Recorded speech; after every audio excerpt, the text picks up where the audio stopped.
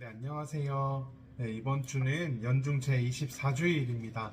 네, 이번 주일은 추석 연휴와 함께 연결이 되어 있어서 아마 주일학교를 이번 주에는 주일학교가 없는 본당들이 많이 있을 것 같습니다. 네, 그래도 추석 연휴 즐겁게 잘 보내시고 오늘 우리가 함께 연중 24주일을 맞이해서 살펴볼 감사송은 연중 주일 감사송 6번을 함께 살펴보도록 하겠습니다. 네, 오늘 감사송의 주제는 영원한 파스카의 보증이라는 내용입니다. 네, 우리 주요 부분을 함께 읽어보도록 하겠습니다. 저희는 주님 안에서 숨쉬고 움직이며 살아가오니 이 세상에서 날마다 주님의 인자하심을 체험할 뿐 아니라 영원한 생명을 보장받고 있나이다. 주님께서는 성령을 통하여 예수님을 죽은 이들 가운데에서 일으키셨으니 성령의 첫 열매를 지닌 저희에게도 파스카 신비가 영원히 이어지리라 희망하고 있나이다. 네.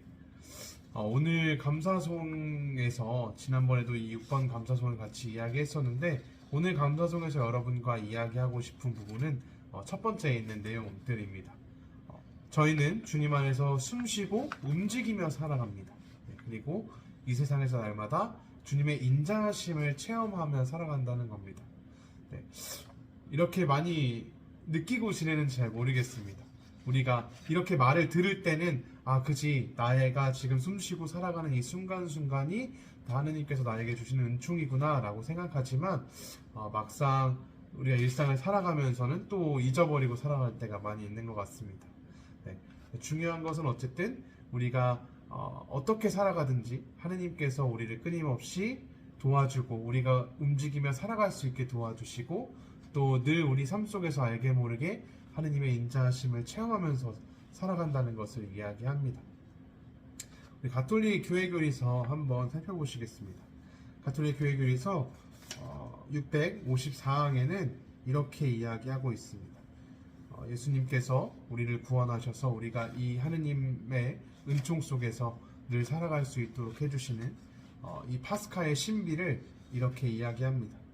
예수님께서는 당신의 죽음을 통하여 우리를 죄에서 구해주시고 당신의 부활을 통하여 우리에게 새 생명의 길을 열어주신다.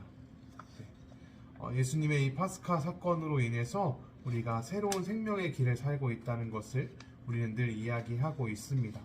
그리고 예수님께서는 이것에 한 번으로도 끝난 것이 아니라 하느님께서는 또 계속해서 끊임없이 우리가 일상에서 잘못들을 하고 살아갈 때마다 그럼에도 불구하고 우리를 다시 하느님께 이끌어 주시고 다시 새로운 생명의 삶으로 초대하고 계신다는 겁니다. 우리 오늘 복음의 내용도 같이 살펴보면 우리 복음 속에서는 유명한 탕자의 비유 이야기가 나옵니다. 네. 둘째 아들이 아버지에게 유산상속을 다 받고 아버지를 떠나서 살다가 흥청망청 돈을 다 쓰고 어려운 삶을 살다가 다시 아버지에게 돌아옵니다. 그리고 아버지께서 따뜻하게 아들을 맞이해 주시는 장면이 나오는 그런 이야기입니다. 네, 우리가 이 복음 말씀을 통해서도 알 수 있듯이 이 아버지의 모습처럼 우리가 어떤 잘못을 짓고 또 잘못된 길을 가더라도 하느님께서는 끊임없이 우리를 바라봐주고 계시고 기다려주고 계신다는 겁니다. 언젠가는 우리가 다시 하느님께 돌아올 거라는 걸 알기 때문에 그렇습니다.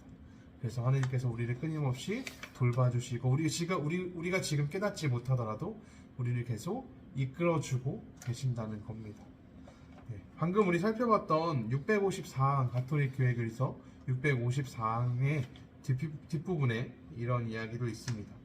이것은 무엇보다도 먼저 우리에게 하느님의 은총을 다시 얻게 해주는 의화이다. 예수님의 이 파스카 사건이 우리가 다시 하느님의 은총 속에 살아갈 수 있는 의화라는 것을 이야기하고 있습니다.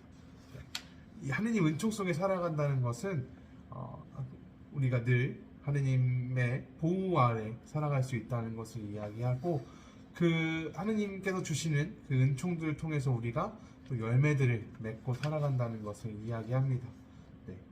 가톨릭 교회에서 1832항에서 우리가 하느님의 은총, 성령의 은총으로 얻게 되는 성령의 열매에 대한 이야기도 하고 있는데요. 네, 성령의 열매를 성경에서는 다음과 같이 9개로 이야기하고 있습니다. 네, 사랑, 기쁨, 평화, 인내, 호의, 선행, 성실, 온유, 절제. 네, 우리가 늘